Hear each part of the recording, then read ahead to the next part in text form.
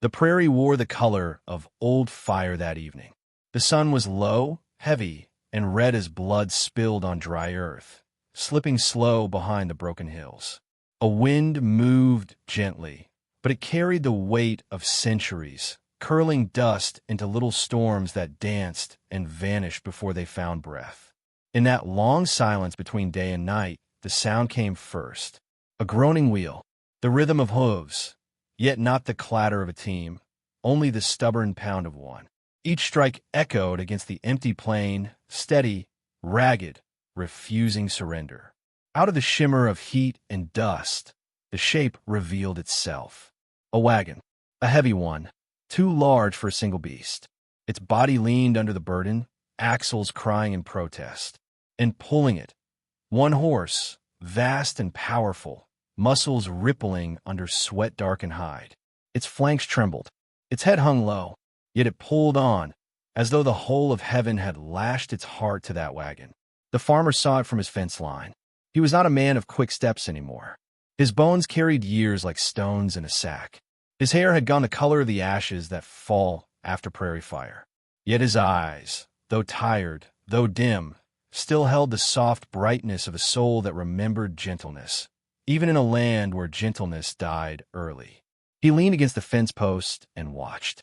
The horse stumbled, found its balance again, and pressed forward. Dust billowed with every drag of the wagon's wheels, painting the dying sky with smoke that wasn't smoke. The sound of strain carried across the distance, hooves sinking, metal groaning, chains rattling like restless ghosts. The farmer whispered to himself, half in prayer, half in disbelief. One horse alone. It should have been impossible. A team of 4 might have been under such a load. Yet here was this creature, wide as a doorframe, chest heaving like a bellows, dragging fate behind it. And still, the wagon crept forward. He stepped down from the fence. His boots sank in the dust. Each stride was careful, measured, for he knew sudden moves spooked even the strongest animals. His eyes fixed not only on the beast, but on the wagon it pulled. Its boards were high, the canvas drawn tight over the top, patched and repatched with strips of cloth. Whatever it carried lay hidden and heavy enough to make the earth complain. The farmer's throat tightened. Something in him stirred, the old ache of mystery, the restless yearning for answers he thought long buried. The closer he came, the more he saw the horse's suffering. Its breath tore ragged from its chest. Foam gathered at the corners of its mouth. Its hooves were chipped, split from long miles without care. Yet its eyes, dark, deep, and endless, still carried the fire of resolve. It was not pulling from whip or spur. It pulled from will alone. The farmer felt it then, an invisible thread binding him to the beast. He knew that kind of labor. The kind where a man keeps walking when there's no strength left. The kind where you move not because you can, but because the world will not move unless you do. And in the horse's pain, he saw a reflection of himself. He raised a hand slowly. The horse stopped.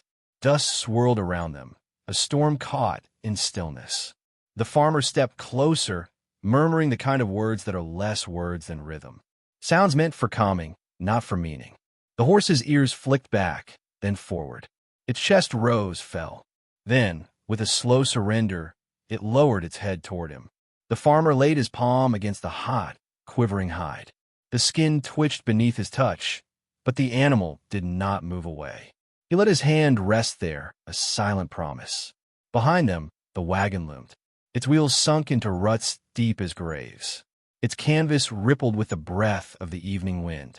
And from within, though the farmer could not yet name it, there came the faintest suggestion of life. He turned his face toward the horizon. The sun had slipped lower, leaving streaks of violet and gold, colors that made the world feel more dream than waking. He felt something ancient stir in the air, like the land itself was holding its breath. The farmer did not know what waited inside that wagon, but he knew, by the horse's wounds, by the way it trembled yet refused to quit, that whatever it carried was not mere cargo. It was burden. It was sorrow.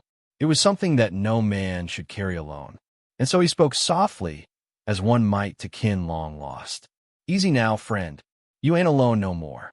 The horse closed its eyes, and for the first time since he'd seen it, it seemed to rest, not in body, but in spirit.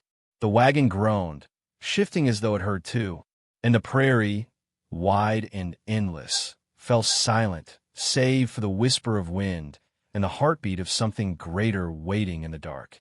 The night did not come all at once. It arrived like a tide, swelling slow across the plains, until the last vein of sunlight was gone and the stars began their patient watch.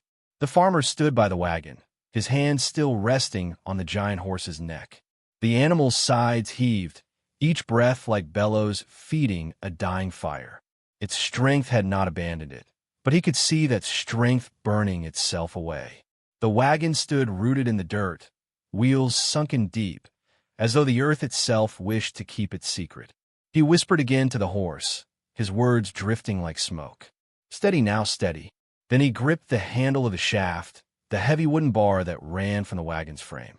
His muscles protested before he even pulled, old joints creaking louder than the iron wheels. Still, he leaned into it, shoulders set, boots digging deep. For a moment, man and horse became one creature straining against the weight of the unseen. The wagon shifted an inch, no more, but it was enough to stir the dust, enough to rattle the iron chains, enough to tell them both the load was not immovable. The horse stamped once, as though heartened by the farmer's will. Together, side by side, they hauled again. Inch by inch, the wagon lifted from its rut, dragging forward across the path. The farmer's back screamed. His chest burned, but he did not stop. Not while the horse pressed forward, its body trembling but determined. When at last the wagon found level ground, the farmer stumbled back, panting hard. He leaned against the wheel, sweat darkening his shirt, his breath fogging in the cooling night.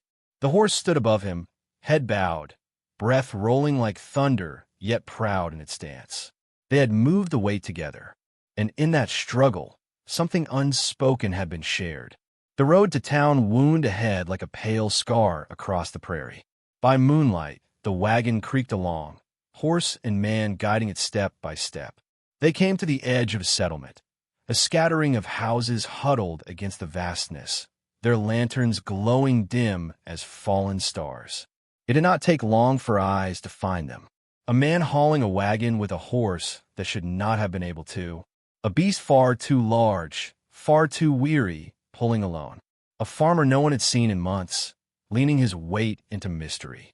Voices rose. "Look at that fool. He'll break the animal before the night's through. Ain't his concern what another man leaves to drag?" The farmer did not answer.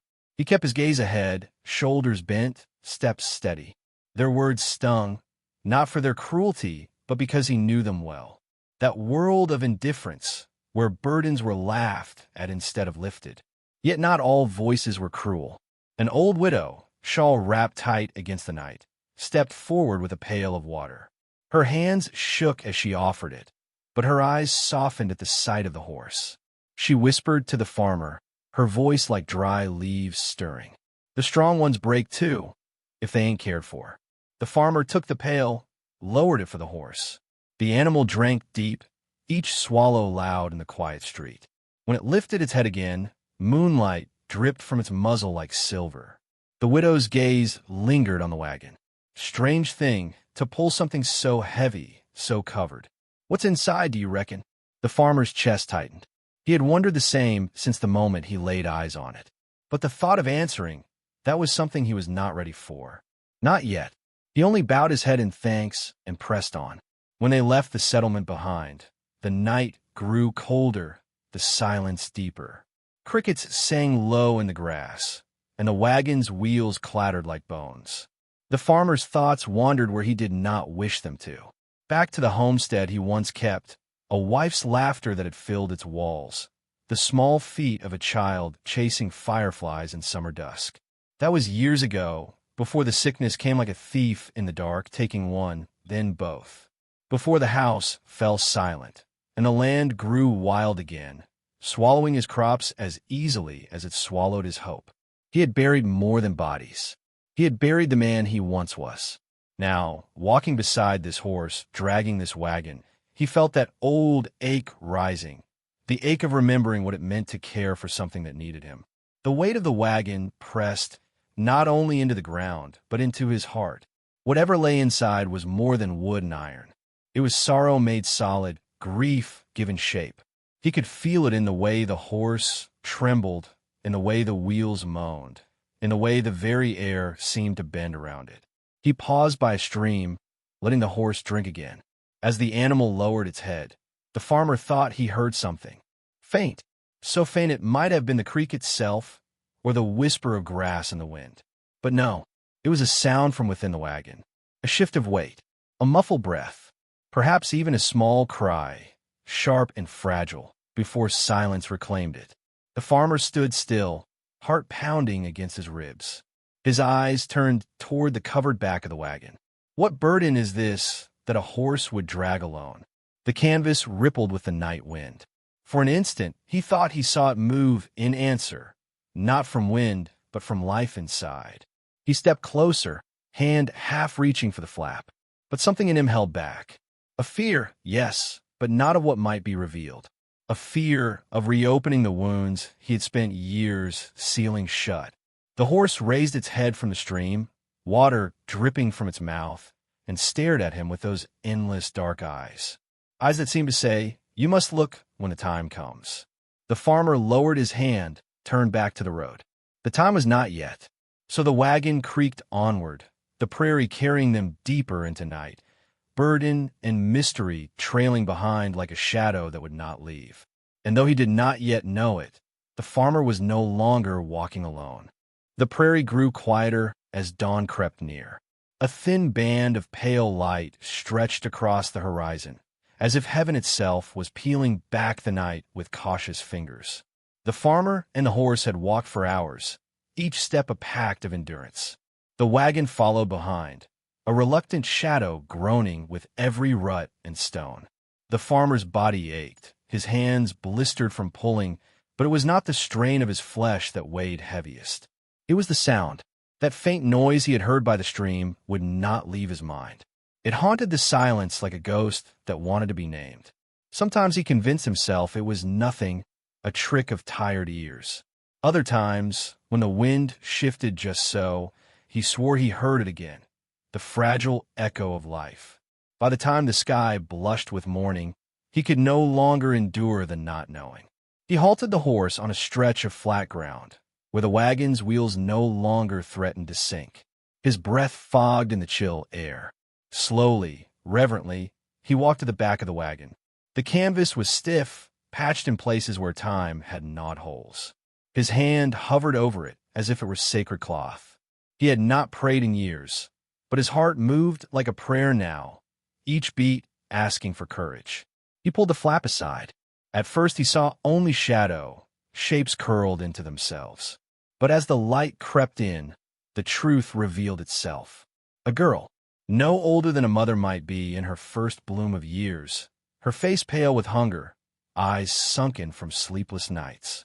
She cradled a bundle in her arms, thin hands wrapped around it with the desperation of one who knows it is all she has left. The bundle stirred.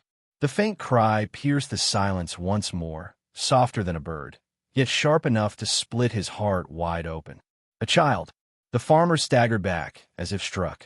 His breath came ragged, his chest seized with memory. For a moment he was not here, not in this dawn, but back in the yard of his own home, watching his wife rock their child in a chair worn smooth by love.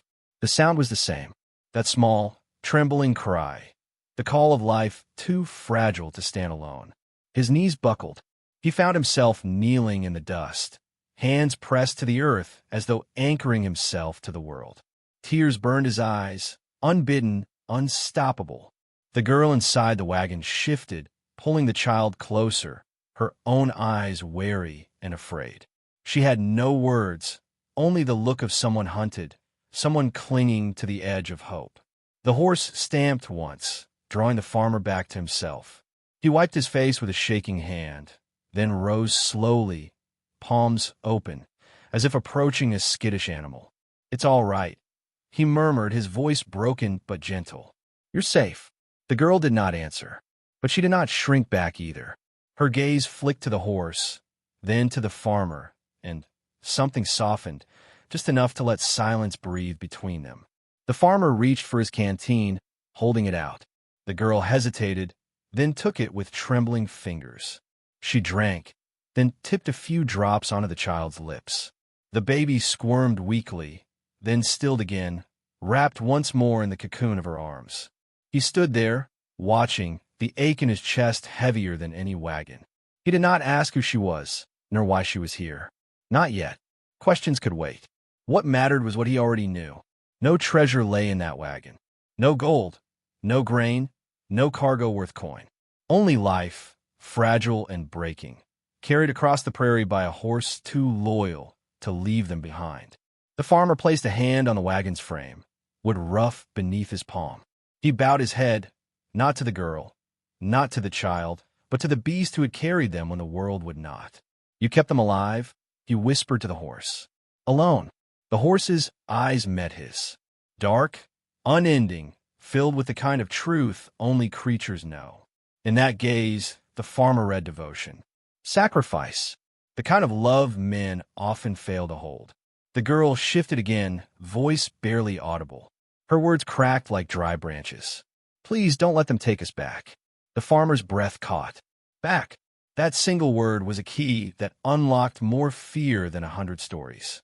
Whoever she fled, whatever she ran from, it was enough to drive her into the arms of wilderness, trusting only a horse to carry her. He nodded once, steady and sure. You're safe here. It was not a vow made lightly.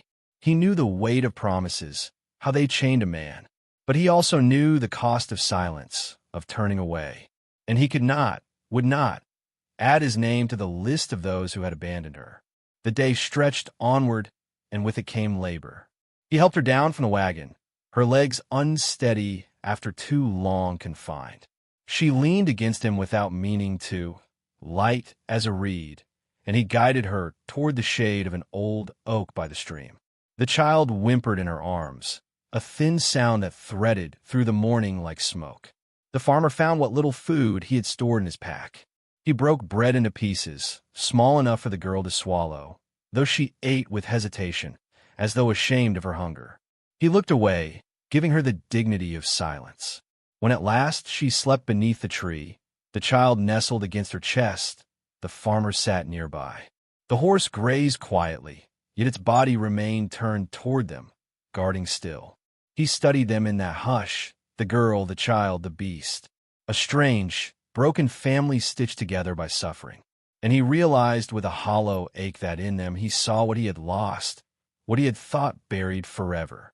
Not the same faces, not the same names, but the shape of it, the rhythm of care, the fragile thread of belonging. His hand trembled as he rubbed his jaw, fighting back tears he thought he'd exhausted long ago. For years he had lived as though his story was finished, as though the land had taken all it wished from him and left him to fade like smoke. Yet here, by the stream, with dawn's light warming their faces, he felt something stir. Not hope, not yet. Something quieter, something like the faintest ember of purpose. But even in that fragile peace, danger coiled. As the sun lifted higher, the farmer's gaze swept the horizon. Far to the east, dust rose, a thin column, steady, deliberate. Not the wandering trail of wind, but the mark of riders. His chest tightened. He knew the look of pursuit when he saw it. The girl stirred, eyes flicking open. She followed his gaze, and in an instant her face drained of what little color it had. She clutched the child tighter, fear carving her features. They found us, she whispered. The farmer did not ask who they were. The answer lived in her terror. He rose, slow but sure, squaring his shoulders. His old rifle leaned against the wagon, worn as he was but still capable of fire. He reached for it, feeling the weight of wood and iron settle into his grip. The horse lifted its head, ears pricked, body tense. The beast too knew what approached. The farmer looked once more at the girl, at the child, at the horse that had carried them through night and hunger. And he knew, with the clarity of a man standing at the edge of choice, that the burden was his now. Whatever hunted them, Whatever past lay in shadow, he would not let it claim them. Not while he still drew breath. The dust cloud on the horizon thickened, drawing nearer with every heartbeat. And as the prairie braced for dawn's light, the farmer braced for the reckoning to come. The riders came with the morning. Dust rose in a long, unbroken line across the horizon, painted gold by the rising sun. Hooves thundered low, steady, relentless, carrying shadows that grew larger with every breath of wind. The prairie seemed to bow beneath their weight, the earth trembling faintly as though warning what was to come. The farmer stood by the wagon, rifle in hand. His fingers trembled not from fear, but from age, from the years that had worn him down like stone under river water. Yet his eyes held steady. Once more, he became the man he had been long ago, the man who knew that some things were worth the risk of all else. Behind him, the girl crouched low inside the barn he had led her to, clutching the child close. The horse stood outside, tethered but unflinching, its body marked with a long story of endurance. The animal's ears flicked, its muscles taut as bowstrings. It too knew what approached. The riders slowed as they drew near, dust settling around them like the smoke of a coming fire. There were 5, maybe 6, men hardened by the road, faces weathered and sharp, eyes hungry with purpose. They wore pistols on their hips, rifles slung loose across their saddles, confidence in the way they sat their mounts. One man rode forward, taller than the rest, his coat black as raven's wings, his eyes fixed on the wagon, then on the farmer who barred its way. "Old man," he called, his voice like gravel dragged through iron. "Step aside. That wagon ain't yours." The farmer's jaw clenched. He lifted the rifle, not yet aiming, but resting its barrel against his arm as one might rest a staff. His voice came quiet, steady. "No, it ain't mine, but it ain't yours neither." A murmur rippled through the riders, low laughter without humor. The man in black leaned forward in his saddle, squinting. "You don't know what you're standing in front of. That wagon carries what belongs to us." The farmer's gaze flicked, just for an instant, toward the barn. He saw the girl's pale face watching from the shadows, her fear raw, her arms wrapped around the child as though her body alone could shield it. Then he looked back at the riders, his grip firming on the rifle. "I reckon I know enough. I know there's life in there worth more than the lot of you." The man in black's mouth curled into a sneer. "You'll die for strangers?" The farmer did not flinch. "For strangers, no. For the right thing, yes." Silence fell heavy between them, broken only by the restless shifting of horses and the creak of leather. Then the man in black's smile vanished, replaced by the cold efficiency of a man who had chosen violence many times before. "So be it." He raised his hand. The first shot split the dawn. It cracked across the plain like thunder, splinters of wood flying from the wagon's frame where a bullet struck. The farmer ducked, rolled behind the wheel, and fired back. His rifle boomed, smoke curling from the barrel. One rider jerked in his saddle, thrown back by the force, his mount screaming as it bolted. Chaos broke loose. The riders fanned out, circling, firing into the barn, into the dust, into every shadow. The farmer pressed low, reloading with shaking hands, teeth clenched against the fire in his chest. He shot again, and another rider fell, his body thudding hard against the earth. The horse, his horse now, for they had become bound by something deeper than ownership, reared, striking the air with hooves like hammers. A rider came too close, and the beast lunged, teeth snapping, strength renewed by the fire of defense. The man tumbled from his saddle, crushed beneath the weight of panic and hooves. The farmer shouted hoarse, not words but the raw sound of defiance, firing until smoke clouded the dawn. Each shot cost him dearly, yet each one was placed with the precision of a man who knew what was at stake. Bullets struck the barn, splintering wood, making the girl cry out as she shielded the child. Fear threatened to undo her, but then she heard the farmer's roar, saw the horse standing unbroken in the fire of gunpowder, and she clutched the baby tighter, whispering, "Hold on, hold on."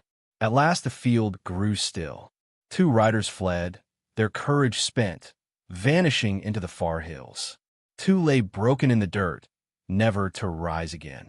Only the man in black remained, circling, his eyes blazing with fury. He drew his pistol, spurring his horse forward in a charge that split the silence. His voice rose, a curse hurled against the dawn. The farmer stood, rifle empty, no time left to load.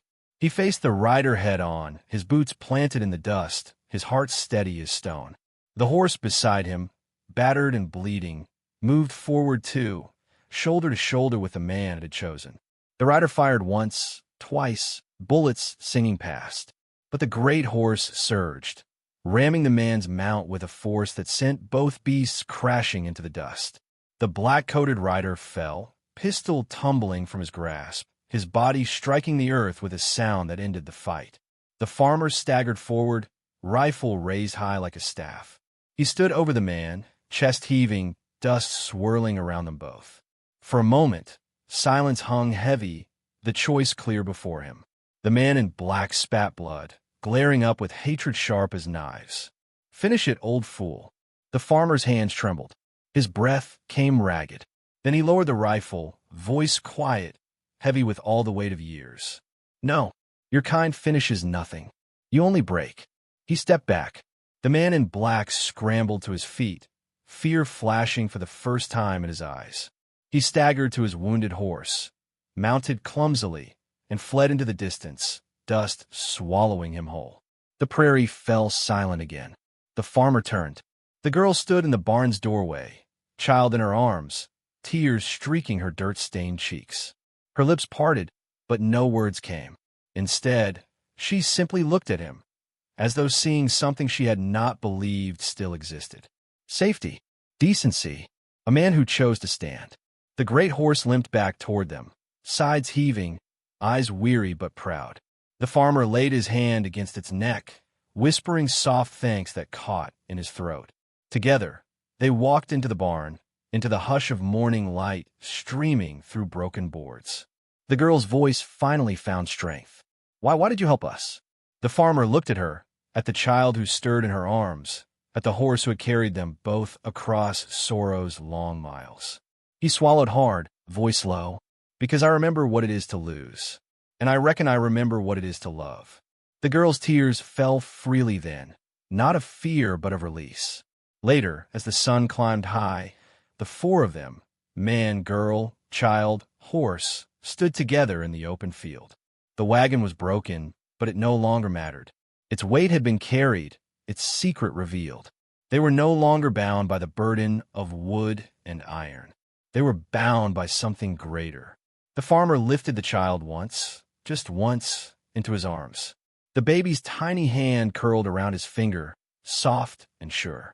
He felt it then, the truth that life, fragile as it is, can return even to those who thought theirs ended long ago. And so the tale closes here, with the sun rising high, painting the prairie gold. Sometimes the heaviest wagons are not those of wood and wheel, but those hidden in the heart, the griefs we drag in silence, the loves we think are lost. And sometimes, when the road seems longest, we find others to help carry them.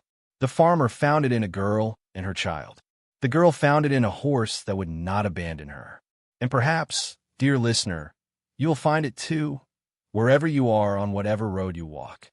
So hold close those who need you. Be the strength when another stumbles. For no one should be left to drag the weight alone. If this tale touched you, share your thoughts below. Tell me where in this wide world you're listening from. And if you'd walk beside me through more stories of the Wild West, don't forget to like, to subscribe, and to keep the fire lit. Because every road is easier when we travel it together.